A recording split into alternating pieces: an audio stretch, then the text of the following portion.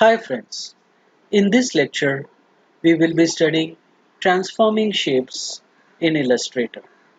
So let us first begin by drawing one rectangle. So I use the rectangle tool and I draw one rectangle like this.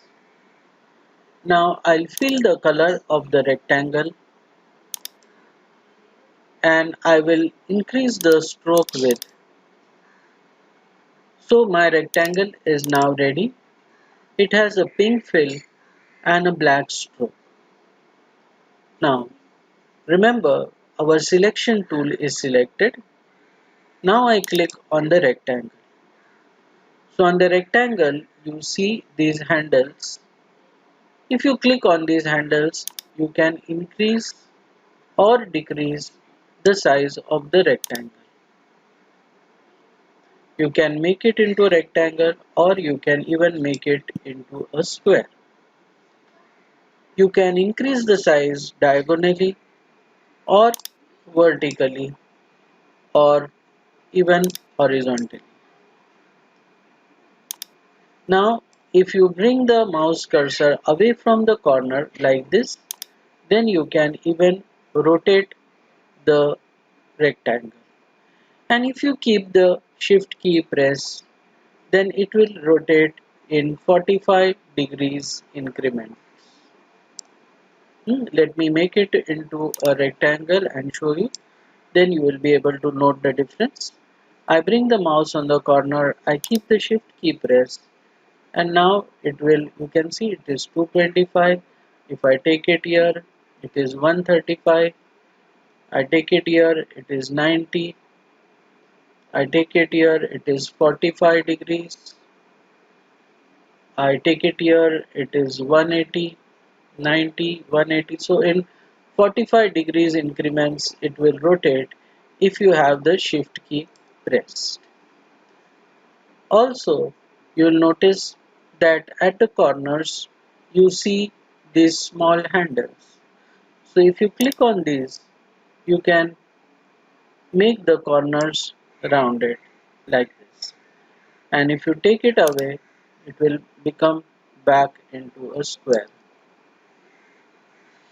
Now if you want to move an individual rectangle, an individual corner, then you have to use this tool, which is the direct selection tool, and that allows you to select a single point like this, and you can move and size a single point. Then if you want to rotate this particular rectangle, then you can use this tool, which is called as the rotate. Now in the rotate tool you have this point. This is the center point of rotation. You can move it anywhere, and then when you rotate the object will rotate around that center point. Let's move that center point here, and now if you rotate the object will rotate around that center point.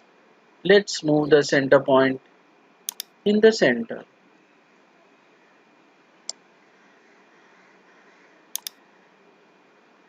And now if you rotate the object, it will move around the central axis. Now if you click on window, there is one tool which is called as the transform tool. So I select the transform tool and it brings that panel over here.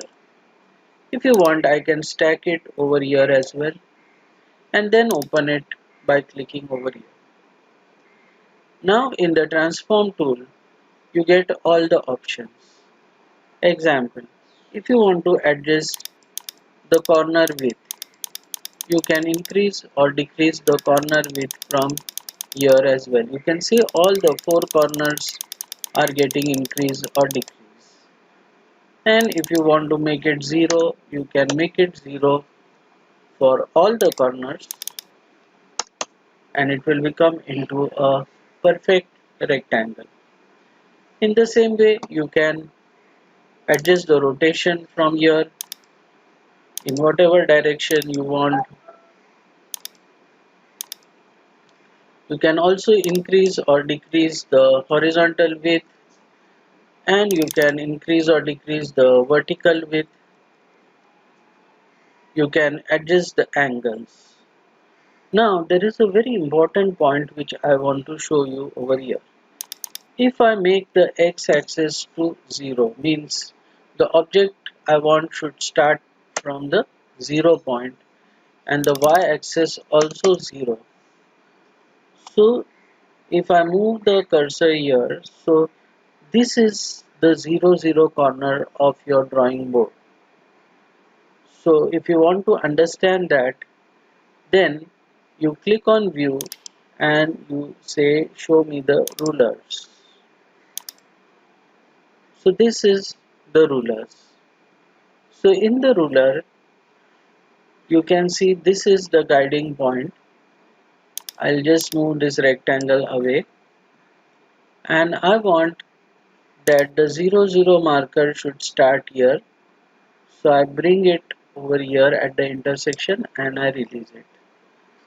Now I will make the x-axis as 0, and I will make the y-axis also as 0. So you can see the center point of the object has moved to that precise 0 location. Let's say I move the center point of this object over here. Alright, and now I make this 0 and make this also 0. You can see that it always moves with reference to the center point of that particular object, and the reason being that the reference point is center. If I select the reference point is the top left corner over here, and now I make it to 0 and 0, the object will begin from the precise 0 location. So it all depends upon what you select as a reference point over here. If I select this as the reference point, and now I give 0 and 0, so that becomes the reference point. So I will select the reference point as the top left corner, and then I make it to 0 horizontally and 0 vertically, and that makes the rectangle at that point. Now another thing I would like you to understand is that if I increase the stroke width and make it to, take for example, 10 points.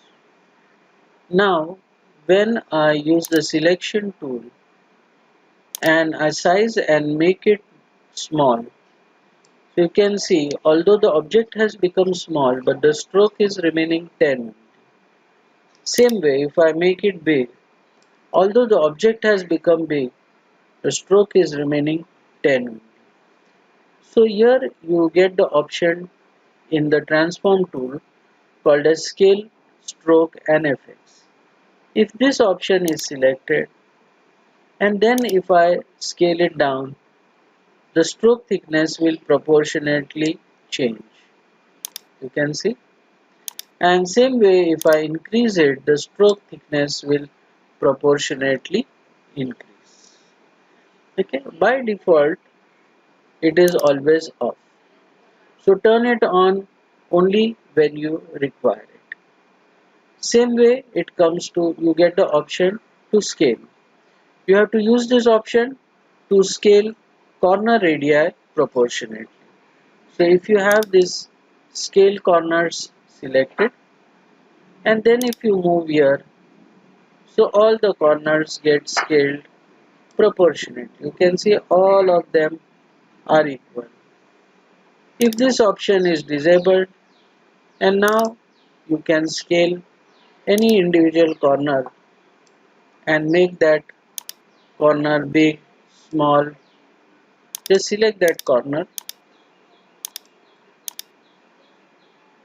and you can make that corner big, or you can make that corner